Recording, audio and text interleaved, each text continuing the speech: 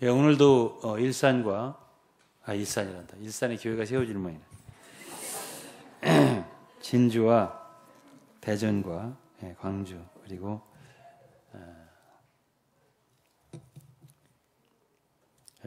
중국 하얼빈과 미국 시애틀에 있는 성도에게 안부를 전하면서 오늘 말씀을 전하겠습니다. 오늘 말씀은 주님의 다시 오심을 기다린다 하는 제목인데요.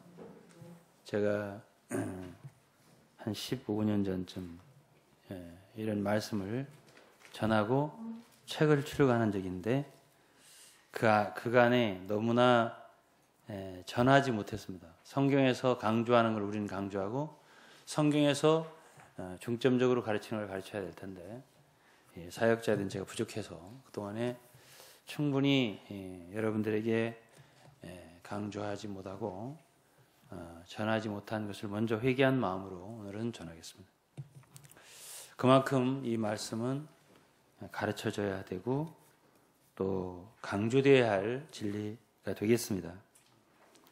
그것은 성경에 신약성경에 적어도 300여 번 주님은 다시 오신다, 재림하신다 하는 진리가 있고 자세하게 이 재림에 대한 말씀을 횟수를 연구한 사람들은 거의 25절에 한 번씩 신약성경 전체에서 자주 재림에 대해서 가르쳐주고 있는 구절이 있다 했습니다.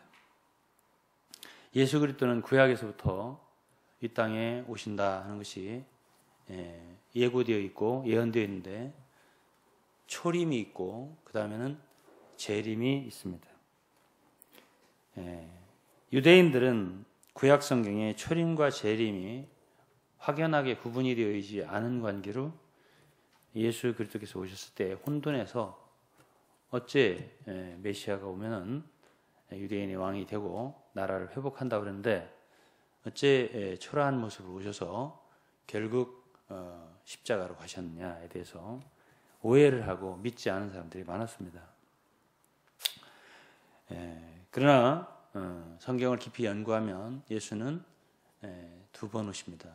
초림이 있고 그것은 우리의 구원을 위해서 구속자로 구주로 오시고 우리 죄를 속죄하신 하나님의 어린 양으로 오시고 그리고 두 번째 오실 때는 만물을 회복하기 위해서 또 왕으로 첫 번째 오실 때도 그분 왕은 왕이시지만은 그러나 실제적으로 만국을 다스리는 철장으로 만국을 다스리는 왕으로 오십니다.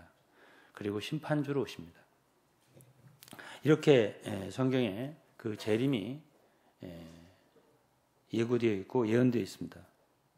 몇 군데만 읽어보겠습니다. 마태복음 16장 27절에는 인자가 아버지의 영광으로 그 천사들과 함께 오리니 그때에 각인이 행한 대로 갚으시리라. 예수님 다시 오실 때는 모든 성도들이 몸으로 행한 것을 그대로 그 행한 대로 보상해 주시러 오신다 했습니다. 마태복음 24장 30절은 예수님께서 대제사장 앞에서 말씀하십니다. 그때 인재의 징조가 이거는 마태복음 26장 64절 말씀이죠. 예수께서 그러되 내가 말하였느니라. 그러나 내가 너희에게 이르노니 이후에 인자가 권능의 우편에 앉은 것과 하늘 구름을 타고 오는 것을 너희가 보리라. 그리고 마태복음 24장은 주 예수님께서 감람산에서 하신 예언입니다. 그때에 인자의 징조가 하늘에서 보이겠고 그때에 땅의 모든 족속이 통곡하며 그들이 인자가 구름을 타고 권능과 큰 영광으로 오는 것을 보리라. 계시록 1장에도 예수께서 재림하실 때는 땅의 모든 족속이 통곡한다. 또 스가랴서에도 12장에 보면 모든 이스라엘 족속들이 지파대로 다 서로 부여안고 통곡을 한다는 장면이 있습니다. 예수의 재림은 이 세상 많은 사람들을 하여금 통곡하게 하는 장면, 그리고 그분은 그때에 하늘에서 구름을 타고 오신다라고 예언이 되어 있습니다.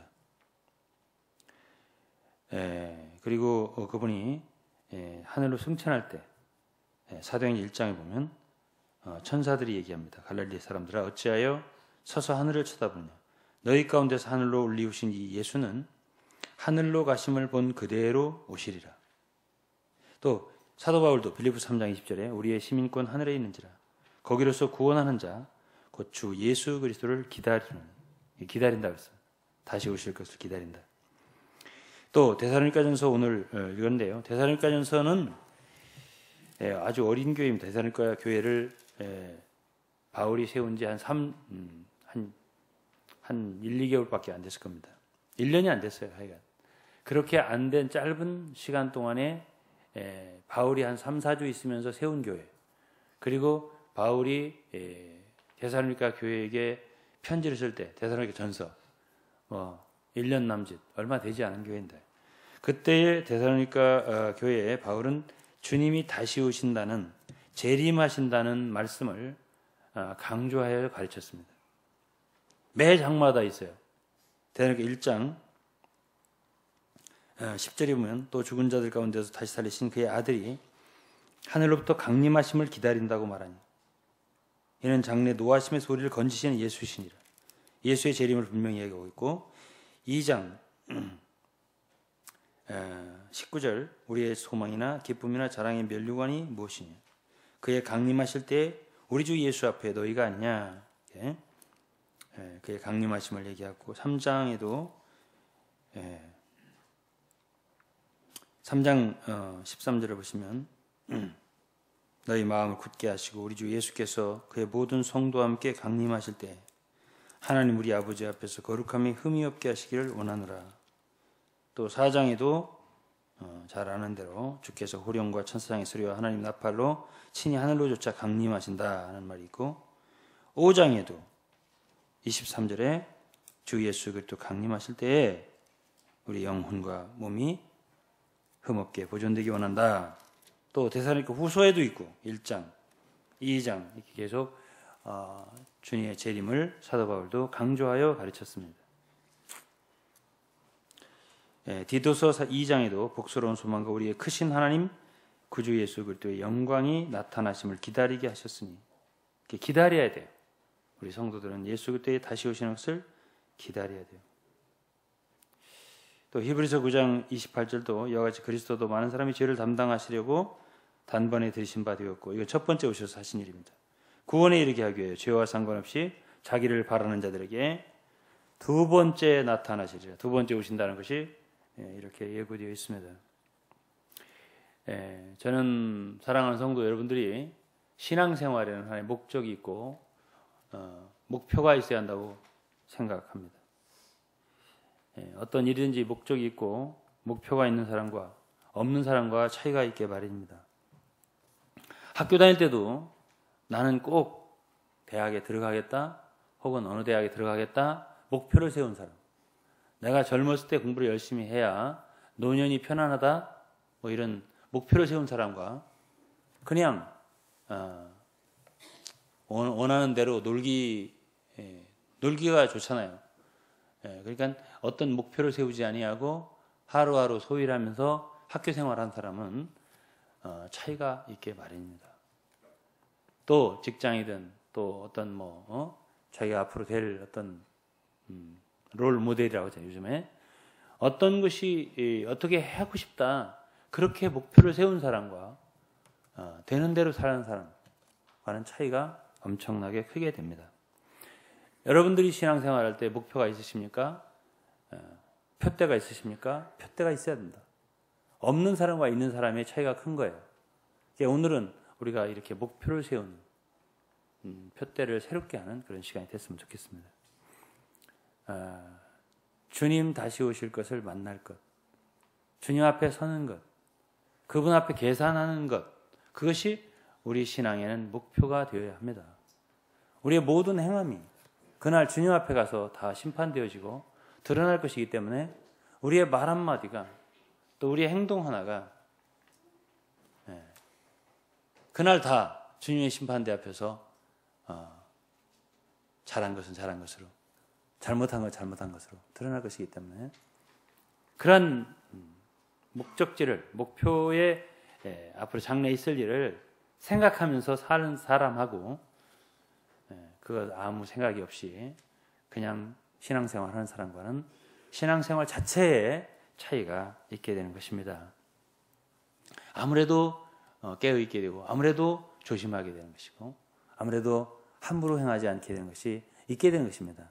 왜? 그 목표가 있기 때문에 그날 다 우리 하는 모든 말이 그분 앞에 가서 하나하나 우리 입술로 말해낸 모든 말들이 다시 한번 주님 앞에서 말해진다. 이것이 마태복음 12장에 있는 말씀이거든요. 그러니까 우리는 말 한마디도 주의해야 되는 거고 우리의 교회 생활, 봉사, 사역, 일들 모든 것이 다 조심해야 되는 것이 있습니다. 그래서 우리 사랑하는 성들은 우리 신앙생활, 우리가 부르심 받았고 또 하나님 자녀로서 생활할 때 우리의 목표는, 최종 목표는 예수 그리스도의 심판대 그리고 그분을 만나는 그 지점, 그것이 여러분과 우리의 목표가 되어야 하고 그것을 위해서 우리가 달려야 하고 또 섬겨야 하고 생활해야 되는 것이다 하는 것을 꼭 아셔야 됩니다. 주님은 그날 오셔서 우리와 더불어서 계산하자고. 내가 너에게 달란트를 주었는데 또 너에게 문화를 주었는데 재능을 주었는데 은사를 주었는데 성령을 주었는데 넌 나에게 무엇을 하였느냐.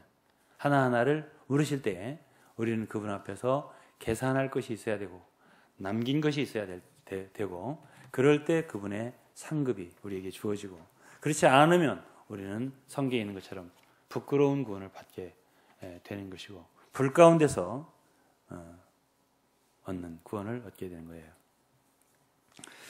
그 다음에 이제 주님이 성경의 말씀에 다시 오실 때쯤에 징조를 말씀하신대요.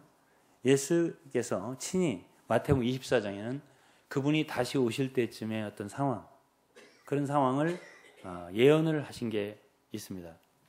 마태복음은 28장까지인데 5장부터 7장까지는 어디서 말씀하시냐면 산에서, 그래서 그걸 산상수훈 그렇게 말하고 13장은 굉장히 비밀스러운 왕국에 대한, 천국에 대한 비밀이 들어있어서 그걸 이제 어디서 말씀하시냐면 바닷가에서 말씀하시고 24장은 어디서 말씀하시냐면 감람산에서 성전을 바라보시면서 시대의 마지막에 있을 종말에 있을 예언을 예수님께서 친히 말씀을 해주셨습니다. 마태복음 24장을 여러분 주의 있게 읽어보면 마지막 때에 주님이 재림할 때 환란 후에 해가 어두워지면서 그때 이제 인자가 천사들과 함께 큰 나팔 소리와 더불어서 재림을 하신다고 그랬잖아요. 그때의 그 징조들을 말씀하고 계십니다. 그 징조들을 한 3가지로 요약을 하면은 첫 번째로는 천국 복음이 모든 민족에게 증거된다.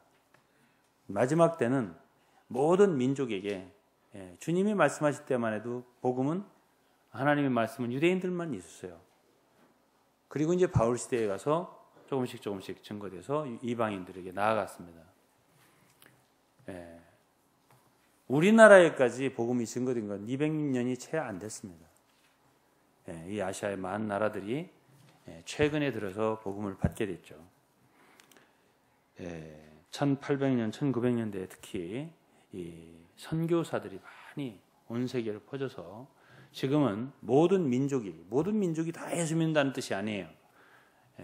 모든 민족에게 천국 복음이 증거되면 되는 거예요. 증거되면. 그들이 받아서 다 회개하고 모든 다 회개하고 그것이 아니라 모든 민족에게 천국 복음이 증거되는 거예요. 그럴 때 끝이 오리라 그랬습니다. 그래서 오늘 이 시대에 그야말로 회교권 나라 얼마 정도를 빼놓고는 거의 다 제가 생각할 때는 모든 민족에게 복음이 증거된 세대에 여러분과 우리가 살고 있다. 불과 한 300~400년 전만 하더라도 우리는 그렇게 말할 수가 없었습니다. 지금은 모든 민족에게 천국 복음이 증거되고 있는 시점입니다. 그리고 회교권까지도 어떻게든지 복음을 가지고 들어가려고 하는 사람들이 온 세계에 그리스도인들 가운데 많이 있다는 것을 우리가 알고 있습니다. 그 다음에 이제 두 번째는 큰 징조 중에 하나가 뭐냐면 많은 사람들이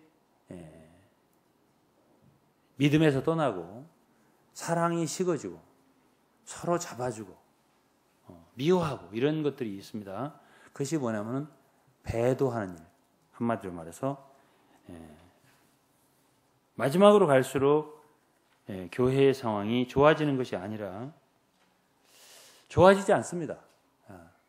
복음은 모든 민족에게 증거되는데 성경에 볼 때 말세에는 교회와 성도들이 점점 믿음에서 떠나고 믿음이 식어지고 사랑이 식어지고 서로 미워하고 잡아주고 이렇게 마태복음 24장에 주님이 예언을 하셨습니다. 그것이 서신서 사도들도 동일하게 말을 했습니다.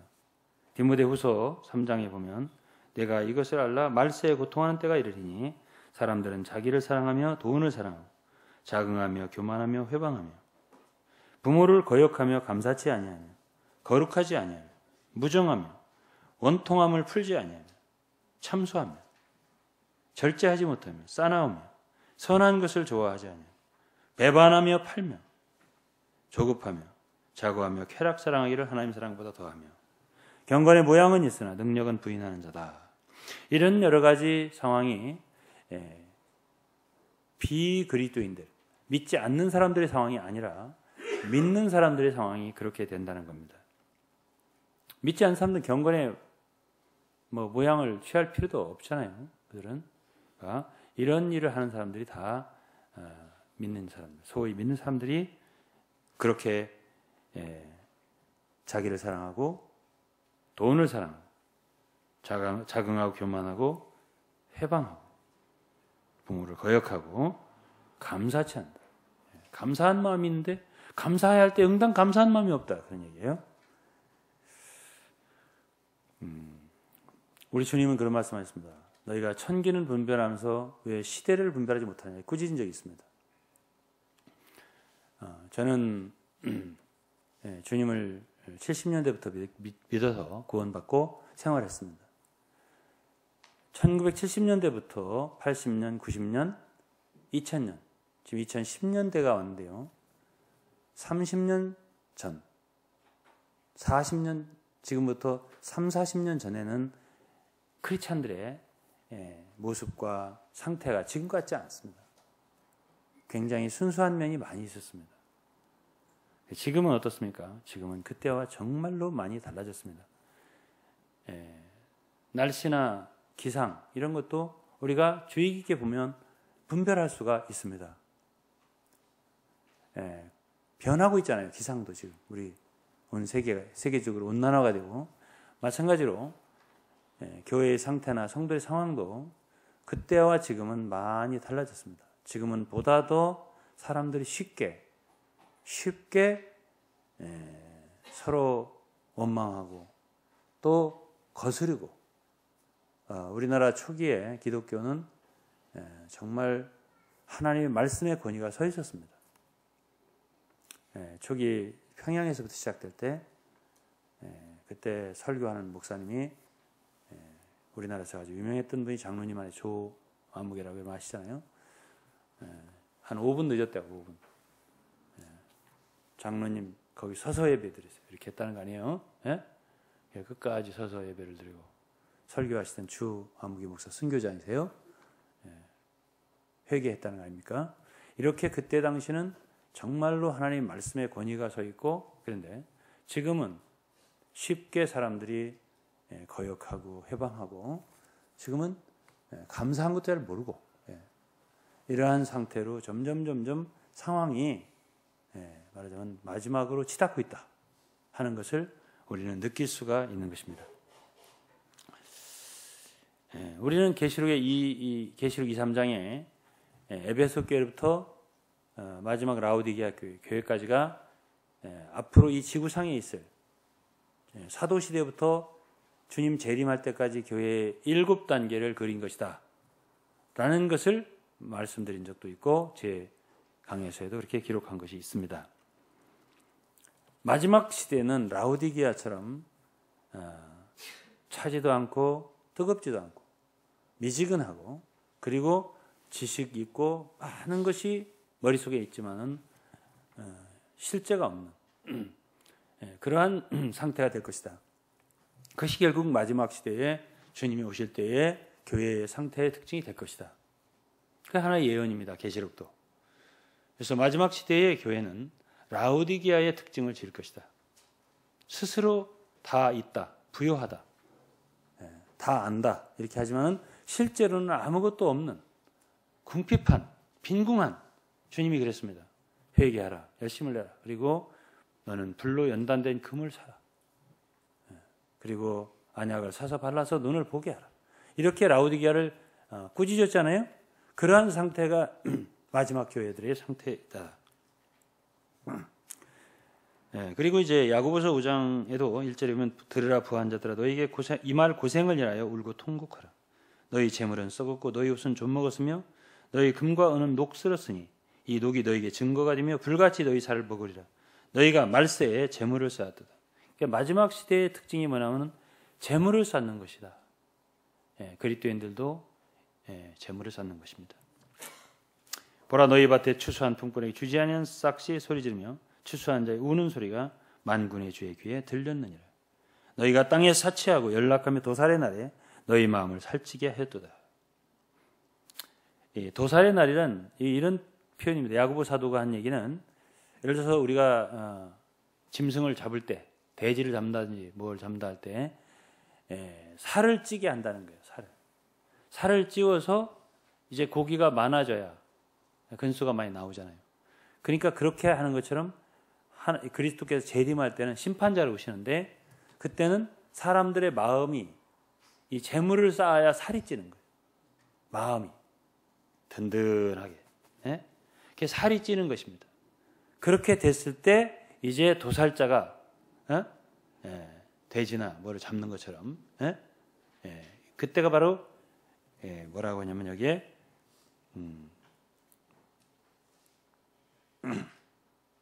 너희가 땅에서 사치하고 연락하여 도살의 날에 너희 마음을 살찌게 하였다. 도살의 날에 너희 마음을 살찌게 했다. 뭐를 쌓아서? 재물을 쌓아서. 이것이 마지막 때의 심판자 그리스도께서 다시 오실 때의 하나의 상황이다라고 야고보 사도도 알려주고 있습니다. 누가복음 17장 24절에 번개가 하늘 아래에 이 편에서 번뜩하여 하늘 아래 저편까지 비춤같이 인자도 자기 날에 그러하리. 주님이 다시 오실 때는 번개가 하늘 이편에서 번쩍번쩍 한다는 얘기예요. 저편에서 번쩍하고 이렇게 주님이 다시 오시는데 이때는 누가복음 17장 26절에 노아의 때의 등같이 인자의 때에도 그러하리. 노아가 방주에 들어가던 날까지 사람들이 먹고 마시고 장가들고 시집가더니 홍수가 나서 저희를 다 멸하였으며 또 롯의 때와 같으니 사람들이 먹고 마시고 사고 팔고 심고 집을 짓더니 롯이 소돔에서 나가던 날에 하늘에서 불과 유황이 비우듯 하여 저희를 멸하였느니라. 그러니까 노아의 때도 죄가 조금씩 차서 관영했다. 죄가 가득 찼을 때 하나님의 심판이 이르게 되는 거예요. 아직 죄의 양이 차지 않았으면 아직 심판하지 않는 거예요. 이제 양이 찰 때 심판자가 오시는 거예요. 지금 현재 인류는 어디로 나가고 있냐면 점점 하나님의 심판대 앞으로 가고 있는 거예요. 점점 사람들의 마음이 살찌고 있는 거예요. 왜 저 돼지가 저렇게 자꾸 근수가 늘어나지? 왜 자기 살이 찔까? 딴 거 없어요. 조금 있어 보세요. 도살장으로 가는 거예요. 그밖에 의미가 없어요. 지금 세상이 그렇게 가고 있습니다. 노아의 시대에 사람들이 먹고 마시고 장가들고 시집 갔다. 아니면 시집 가면 안 되느냐. 그래서 어떤 사람들은 난 결혼하지 말아야 되겠다. 그런 사람도 있었다고 하는데 이건 먹지도 말고 마시지도 말아야 되겠구나. 그게 아니에요. 여기서 먹고 마시고 시집가고 장가가고 이러다가 망했다는데 그것밖에 없는 거예요. 그걸 아시겠어요? 그 차이를? 우리는 먹고 마시는 주를 위해서 먹고 마시는 거예요. 주의 일을 위해서. 주님 섬기려다 보니까 먹고 마셔야 돼. 또 결혼도 필요할 땐 주 안에서 해야 돼. 그런데 그것만 있는 거예요. 그것을 위해서 존재하는, 먹고 마시는 거에 존재하는 거예요. 결혼, 성을 위해서. 오직 그것을 위해 존재하는 거예요. 인간이 이것을 얘기하는 것입니다. 그런 상태로 간다는 거예요. 다 필요 없다. 다 필요 없어. 이 세상에 살고 보니까 결국은 먹고 마시는 것뿐이에요. 결국 가족들이 우리 가족밖에 없어. 이렇게 말하자면 먹고 마시고 시집가고 장가가는 것만 주의하게 중심으로 그만 남고 하나님도 안 계시고 이젠 말씀도 없고 아무것도 없는 거예요. 이런 상태로 간다는 거예요. 이것이 바로 노아의 때고 바로 소돔의 그 롯의 때.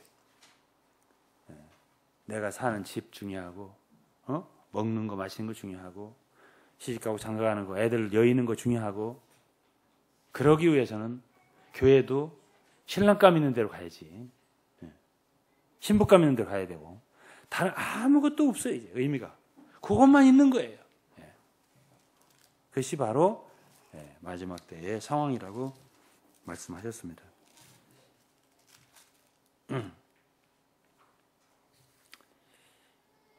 결국 롯의 처를 생각하라 했잖아요. 17장 32절에 롯의 처를 생각하라. 그게 뭐예요? 결국 이 세상에 미련이 있는 거예요. 이 세상에 마음이 붙어 있는 것이지. 그러다가 어떤 사람은 데려감을 당하고 어떤 사람은 버림을 당한다 했습니다. 로마서 13장 11절부터 보면 또한 너희가 이 시기를 알거니와 자다가 깰 때가 벌써 되었으니 이는 이제 우리의 구원이 처음 믿을 때보다 가까웠습니다. 밤이 깊고 낮이 가까웠으니 그러므로 우리가 어둠의 일을 벗고 빛의 갑옷을 입자. 낮에와 같이 단정히 행하고 방탕과 술 취하지 말며 음란과 호색하지 말고 쟁투와 시기하지 말고 오직 예수 그리스도를 옷 입고 정욕을 위하여 육신의 일을 도모하지 말라 했습니다. 이 시기를 알거니와 우리가 시기를 알아야 돼요. 이 때가 어느 때인가를 알아야 돼요. 주님은 너희가 천기를 분별할 줄 알면서 이 시대를 분별할 줄 모르냐 꾸짖었습니다. 어느 때인가 지금 조급한 때입니다. 솔직히 모든 것은 주님의 다시 오심을 위하여 가고 있는 심판의 날을 위하여 가고 있는 그런 시대에 우리가 살고 있다는 걸 아셔야 됩니다. 밤이 깊고 낮이 가까웠으니 이게 무슨 소리예요? 저녁이 점점 이렇게 밤이 깊어지면 밤이 깊어진다는 얘기는 낮이 가깝다는 얘기예요. 사람이 아무리 이렇게 깨어 있으려고 해도 밤이 점점 저녁이 깊어지면 눈꺼풀이 되래. 졸리지 이렇게. 그거는 밤이 깊었다는 얘기예요. 그러니까 참된 성도들도 그동안 많이 깨어 있다가 자꾸 졸라 그래요. 왜 그러죠? 밤이 깊었다는 얘기예요. 도대체 주님 사랑하고 신실한 사람 몇 명이나 되나? 거의 없는 것 같아요. 안 보여요. 왜 그러죠? 다 졸고 자는 거예요. 왜 그러죠? 밤이 깊었기 때문에 그런 거예요. 죄의 세력이, 어둠의 세력이, 이 세상의 물결이 점점 커지는 거예요. 먹고 마시는 거 중요해. 집 짓고 사는 거 중요해. 이런 것을 소홀히 하다가 넌 노후에 정말 무용할 거야. 이런 세력이 점점 강하게 가다 보니까 어떻게 돼요? 밤이 깊어지는 거예요. 그 무슨 표시죠? 새벽이 가까웠다. 새벽이 가까웠다는 건 뭐죠? 주님이 오실 날이 가까웠다는 얘기예요. 그렇기 때문에 빛의 갑옷을 입어야 되고 어둠의 일은 벗어야 된다. 낮에 같이 단정히 행하고 방탕과 술 취하지 말고 음란과 호색하지 말고 쟁투와 시기하지 말고 서로 다투고 분쟁하지 말라는 얘기예요. 성도는 절대로 그래서는 안 되는 거예요. 오직 주 예수 그리스도를 옷 입고 정욕을 위하여 육신의 일을 도모하지 말아야겠습니다. 자, 이것이 말하자면 마지막 시대에 있을 배도의 상황입니다. 그러니까 세 가지라고 했습니다. 첫째는 마지막 시대는 복음이 증거돼요. 둘째는 이렇게 믿음에서 떠나는 배도의 일이 편만하게 되고 있다. 셋째는 환난과 전쟁과 기근과 지진들이 있게 된다. 전쟁의 공포가 점점 더 있게 된다. 온 세상에 전쟁이 많아진다 이런 얘기예요. 계시록에 보면은 요한이 4마리 말이 달리는 걸 보았습니다. 첫째 말을 제가 복음이라고 해석을 했어요. 둘째 말이 전쟁이에요. 큰 칼을 받았다 그랬잖아요. 그 다음에 흉년, 그 다음에 사망잖아요. 이런 것들이 이런 그 말들이 달린다는 거예요. 주님이 다시 오실 때까지. 이것이 말하자면 마지막 시대에 되어질 복음이 말이 달리고 그리고 전쟁이 많아지고 전쟁의 소문이 많아지고 지금 우리나라는 전쟁의 소문이 아주 매일매일 부닥치고 있습니다. 온 세계가 우리나라를 향해서 염려하고 있어요. 그러면서 기근이 있고 지진이 있고 우리나라는 비교적 먹고 살지만 저 북쪽은 정말 굶주리는 사람들이 많습니다. 기근이 있는 거죠. 굶어 죽는 사람들이 너무나 많다고 들었습니다. 우리가 하얼빈 교회에 선교지가 있기 때문에 그 중국의 조선족들을 통해서 우리는 중국의 상황을 비교적 소상하게 듣고 알고 있습니다. 너무나 굶주린 영혼들이 많고 굶어 죽는 분들이 많다는 걸 우리가 알고 있죠. 그러한 모든 상황들, 어디 북한만입니까? 지금 아프리카라든지 많은 곳이 정말 빈궁한 곳이 많습니다. 이러한 상황들이 있고 유럽도 옛날에 잘 살았지만 지금은 정말 어려운 나라들이 많이 있습니다.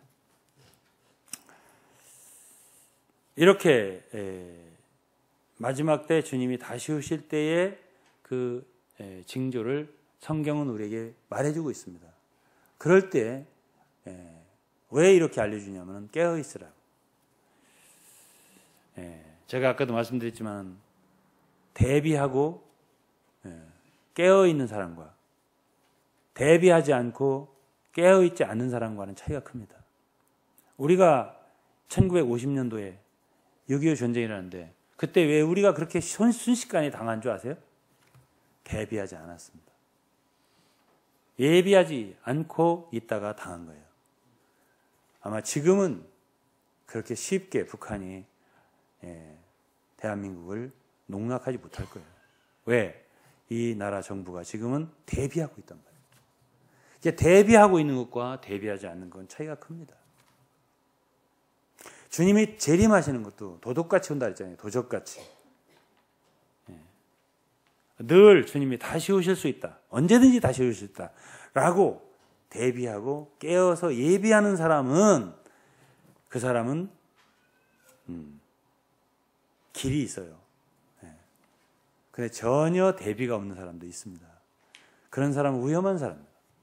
주님이 오실 때 아주 황급해하면서 당황스러워하면서 모든 것 도둑만 그런 상황. 그것이 바로 성경에서 주의하라고. 그런 상황이 발생하지 않도록 주님이 일깨워 주셨습니다. 그래서 다시 오실 때에 충성스러운 종들은 반드시 상을 받게 된다라고 거듭거듭 주님이 말씀을 해주셨습니다. 주인이 이럴 때 그 종이 이렇게 하는 것을 보면 그 종이 복이 있으리로다. 그러나 반대로 종을 때리고 노비를 때리고 먹고 마신 종은 엄히 맞고 이방인들이 받는 율에 참여하리라. 계시록 3장 11절에도 내가 속히 오리니 네가 가진 것을 굳게 잡아 아무나 네 면류관을 빼앗지 못하게 하라. 주님이 다시 오실 때 어떤 사람들은 면류관을 받게 된다는 것입니다. 계시록 12장 마지막 계시록에도 계시록 22장 12절에도 보라 내가 속히 오리니 내가 줄 상이 내게 있어 각 사람에게 그 일한 대로 갚아주리라. 오늘 우리가 어떻게 일했으면 그날 주님이 다시 오셔서 우리의 일한 것을 다 갚아주리라. 우리 눈의 눈물도 다 씻어주리라 주님 말씀하셨습니다. 성경의 마지막 계시록 마지막에도 보면 20절에 보면 이것들을 증거하신 이가 가라사대 때 내가 진실로 속히 오리나. 증거하신 이가 누구예요? 예수입니다. 내가 진실로 속히 오리라 하니 아멘 주 예수여 오시옵소서. 이것이 주님과 교회의 응답이에요. 그 대신에 주인이 더디우리라 생각하면서 게으르게 일한 사람들, 충성스럽지 않은 종은 불이익을 당하는 것 되어 있습니다. 성경이. 주님 밤에 도적같이 오시기 때문에 영적으로 준비하고 깨어있지 않으면 안 됩니다. 성도들이 재림에 대해서 깨어있고 항상 대비하고 있다면 예기치 않은 시간에 오신다 하더라도 당황하지 않고 놀라지 않게 되는 것입니다. 사도들은 벌써 2000년 전에 이 땅에 사역했지만 그때도 사도들은 깨어있는 영으로 때가 단축해졌다. 그런 말이 있습니다. 고린도서 7장에. 이 세상 물건을 쓰는 자들은 쓰지 못하는 자 같이 안에 있는 자들은 없는 자 같이 금방 이제 주님 오시니까 이런 감각이 있었습니다. 그 다음 빌립보서 4장 5절에도 관용해라. 너무 그렇게 쪼짜는 것 같고 화내고 막 급하고 막 성질내고 하지 마라. 왜? 주님이 가까우시다. 주님이 오시는데 뭐 이렇게 성질내냐. 뭐 급한 일도 없다. 그래서 열릴 일도 없다. 관용하라는 얘기가 그 얘기거든요. 왜? 주님이 가까우시다. 히브리서 10장 37절에도 잠시 잠깐 오면 오실 이가 오시니 지체하지 아니하시. 또 야고보서 5장 9절에도 심판자가 이미 문 밖에 섰다 했습니다. 베드로전서 4장 7절에 사도 베드로는 만물의 마지막이 가까웠다 했습니다. 계시록 1장에도 반드시 속히 될 일을 종들에게 반드시 속히 된다. 좀 아까 읽었지만 주님 친히 내가 진실로 속히 오리라 하셨으니까 속히 오시겠죠. 주님이.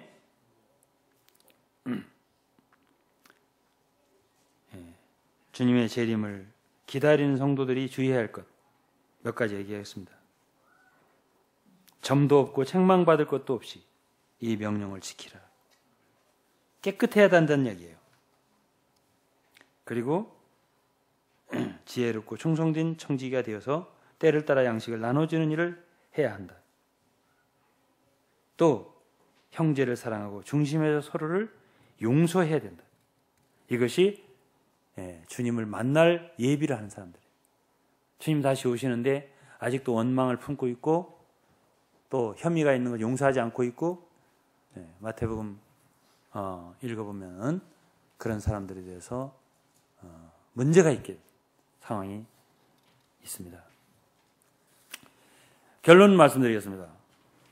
예수 그리스도의 재림은 성경에 기록된 모든 것을 요약할 때 주님께 달려있는 것보다도 오늘날 여러분과 우리에게 교회에게 그 시점이 달려있는 것처럼 쓰여져 있습니다. 무슨 뜻입니까? 이 땅에 신부가 단장되고 예비되어야 신랑이 오시는 것처럼 기록되어 있어요.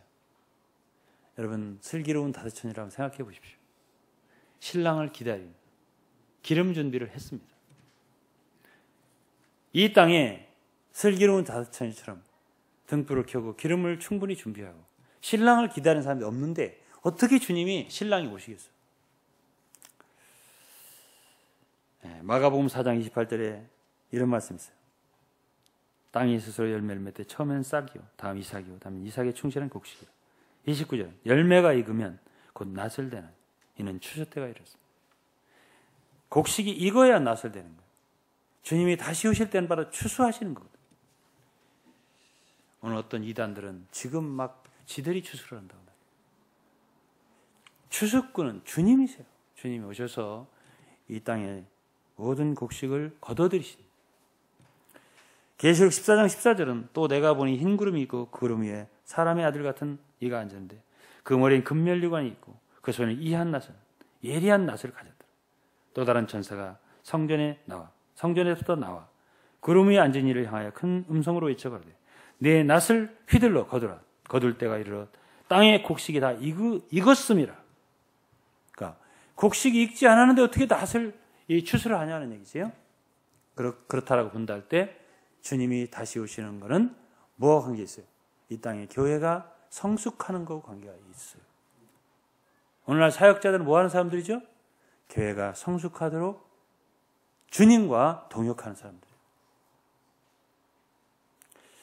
에베소 4장 13절에 우리가 다 하나님의 아들을 믿는 것과 아는 일에 하나가 되어 온전한 사람을 이루어 그리스도의 장성한 분량이 충만한 데까지 이르리니, 그리스도의 장성한 분량에 충만한 데까지 교회가 이르러야, 그래야 신랑이신 주님을 우리가 맞이할 수 있습니다. 15절에는 오직 사랑 안에서 참된 것을 하여 범사에 그에게까지 자라자. 신랑이신 그리스도까지 신부가 자랄 때 결혼이 이루어지는 겁니다.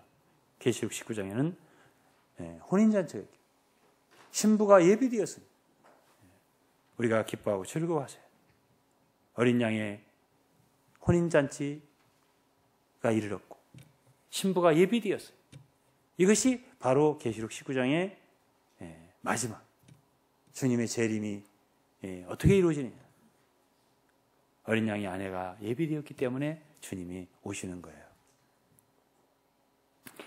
에베소 5장 26절에 있는 것 물로 씻어 말씀으로 깨끗하게 하사 거룩하게 하시고 자기 앞에 영광스러운 교회로 세우사 주름 잡힌 것이나 이런 것이 없이 거룩하고 흠이 없게 하려 하십니다.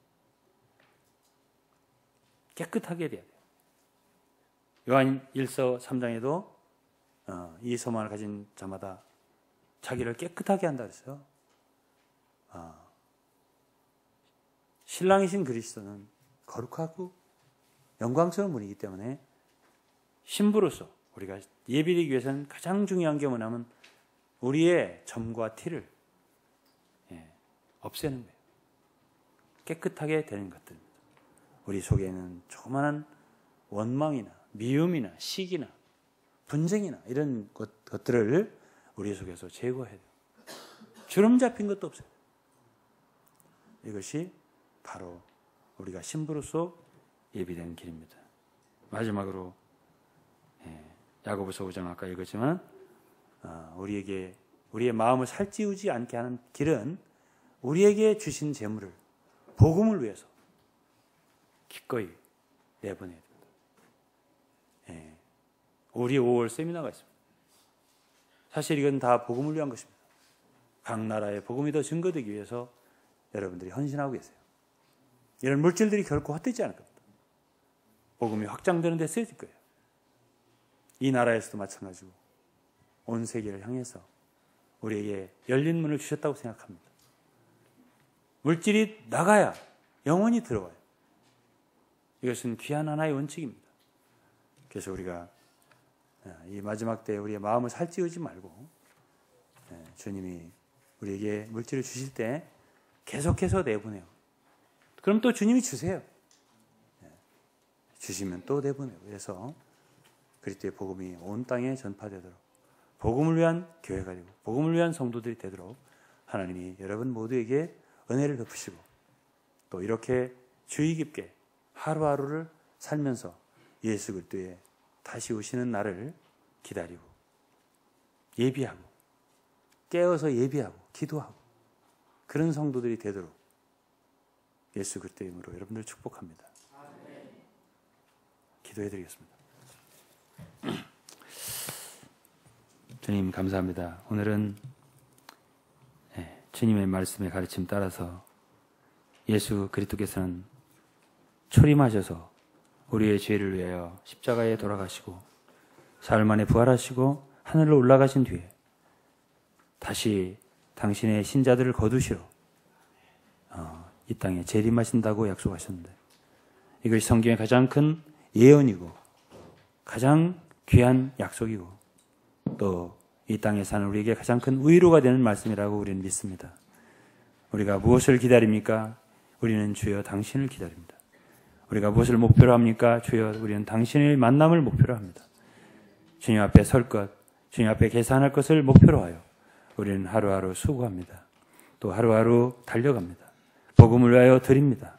주님 이러한 모든 드림과 헌신을 주님 받아주시고 우리 사랑하는 성도들 이제부터는 옷깃을 여미고 이제 정말 재림의 대비한 삶을 살게 하시고, 마지막 주여 말세의 징조를, 주여 말세의 그 특징들을 우리 몸에서 제하시고 우리 성도들 가정과 교회에서 제하시고, 아버지 우리 가운데 정말 거룩함과 깨끗함으로 신부로 단장되도록 주님의 다시 오심을 예비하는 지혜로운 슬기로운 처녀들 같이 예비될 수 있게 도와주옵소서. 주님 다시 오실 때 당황하지 않도록 매일 우리가 예비하고 깨어있고 주님 예상하면서 대비하면서 생활하는 성도들 되도록, 지혜로운 성도들 되도록 축복해 주옵소서. 감사 찬송 드리며 예수 그리스도의 이름으로 기도드리옵나이다. 아멘.